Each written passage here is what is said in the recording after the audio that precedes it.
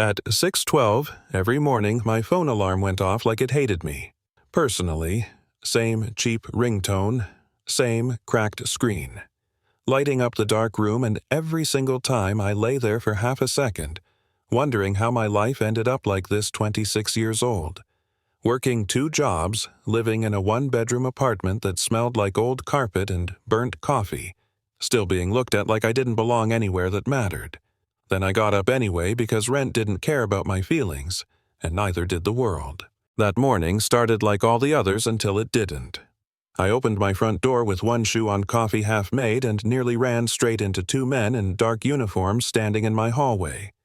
Military uniforms. Not security, not police, real military straight posture medals, the whole thing. My stomach dropped so hard I thought I might actually throw up. The taller one looked at a clipboard, then at me.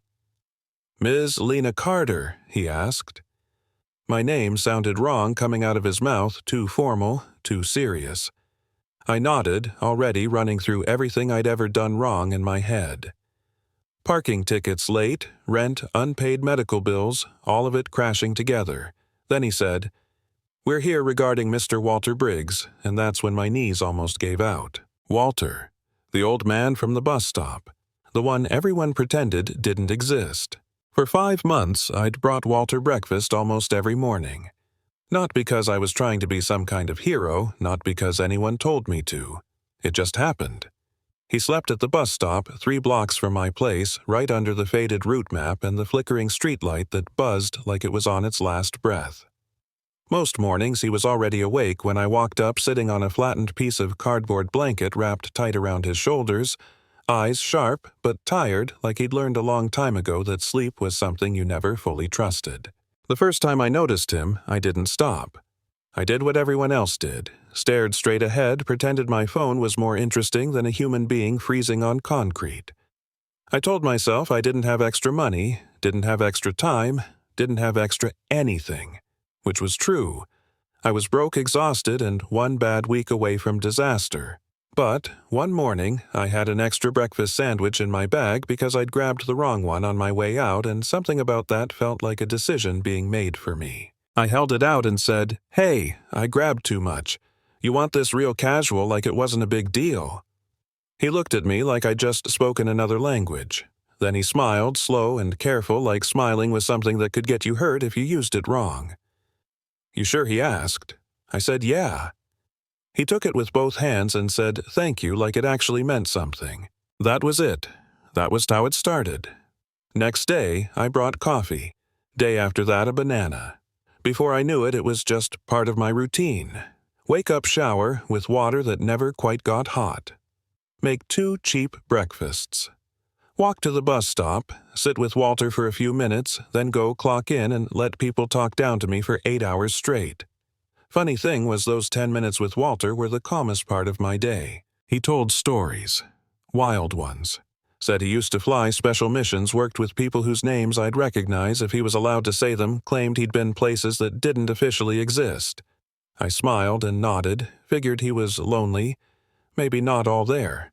Everyone else thought so too. I overheard people whisper about him. Crazy old guy, liar, drunk, waste of space. Once a man in a suit actually told me I was encouraging him by feeding him like hunger was some bad habit you picked up if you weren't disciplined enough. I didn't argue, not out loud, I just kept showing up. Meanwhile, my own life was a mess. My manager treated me like I should be grateful just to have a job. Customers talked to me like I was invisible until they needed something, then suddenly I was stupid instead. I skipped meals to make rent. I counted quarters for laundry. I told myself this was temporary, that someday I'd be more than this tired version of myself. Some nights I didn't even believe that. One morning I noticed Walter's hands shaking worse than usual. I asked if he was okay. He shrugged and said, "I've had worse days." Then he looked at me for a long moment and said, "You don't owe me this, you know." I told him I knew. He nodded, like that answer mattered. A week later, Walter disappeared. No cardboard, no blanket, no bag, nothing. I stood there with a paper cup of coffee going cold in my hand, telling myself he'd just moved spots. People did that. They always did. But the next day, still nothing. Then the next. I asked around. Shelters didn't know him. Hospitals couldn't tell me anything. It felt stupid to worry this much about someone the world had already decided wasn't important. Then, one afternoon, he was back. Thinner, paler, like something had drained him. He brushed off my questions, said he'd just had some business to take care of. That's when he handed me an envelope. Old, worn, sealed. If something happens to me, he said, real quiet, I need you to give this to the address on the front. I laughed it off, told him not to be dramatic. He didn't smile. Promise me, he said. So I did. 2 weeks later, he collapsed. 1 second, we were talking about nothing. The next, he was on the ground, shaking eyes unfocused. I screamed for help, called emergency, held his hand while people stared like it was a show. At the hospital, they tried to send him somewhere else because he didn't have insurance, didn't have ID. I snapped. I said he was a veteran. They asked for proof. I didn't have any. But someone finally ran his name. Everything changed after that. The staff's tone shifted. Doors opened. Papers appeared that I was never meant to see.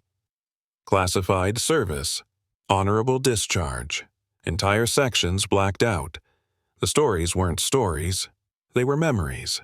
Walter survived that day, but he never really recovered. He got a real bed, real care for the first time in years. I visited whenever I could, even when I was dead tired. He smiled more, talked less. One day, he thanked me for seeing him when no one else did. I didn't know what to say. When he died a month later, they called me. Me. Not family, not next of kin, just the girl who brought him breakfast. They handed me his things in a plastic bag, a blanket, some clothes, and another envelope addressed to me. Inside was a photo. Walter, decades younger in uniform, standing next to people I recognized from the news. On the back, in shaky handwriting, it said, "Remember who helped me when I was invisible." I mailed the first letter like I promised. I didn't expect anything to come of it. I figured it would disappear into a system designed to forget people like him.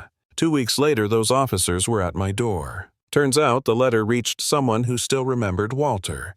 Someone high enough to be embarrassed by what happened to him.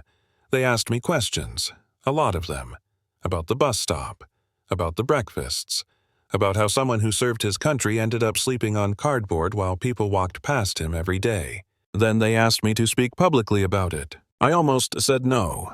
I wasn't educated enough, important enough. I was just a girl trying to survive. But then I thought about Walter telling me I didn't owe him anything and how wrong that felt. So I said yes. Standing in that room telling my story to people in suits who'd never skipped a meal in their lives, something shifted. They tried to make it about budgets, about policy, about numbers. I made it about a man freezing at a bus stop while everyone looked away. I told them I kept my promise with a sandwich. Asked them why theirs came with conditions. It got uncomfortable. Real uncomfortable. That's when I knew I was doing it right. Things changed after that. Not overnight, not perfectly, but enough. Programs got funded. Rules got rewritten. People paid attention. I got offered a job I never imagined, helping people like Walter navigate a system that almost erased him. I moved out of that apartment. I still work hard. I'm still tired sometimes, but I'm not invisible anymore. Here's the part people argue about. Some say I shouldn't have gotten involved, that I crossed a line, that kindness like that isn't sustainable, isn't realistic. Maybe they're right, or maybe the problem isn't kindness. Maybe it's how used we've gotten to ignoring each other. So here's my question for you. If you were there, would you have stopped? Or would you have walked past like everyone else? Drop your thoughts in the comments. I want to know where you draw the line between minding your business and doing what's right.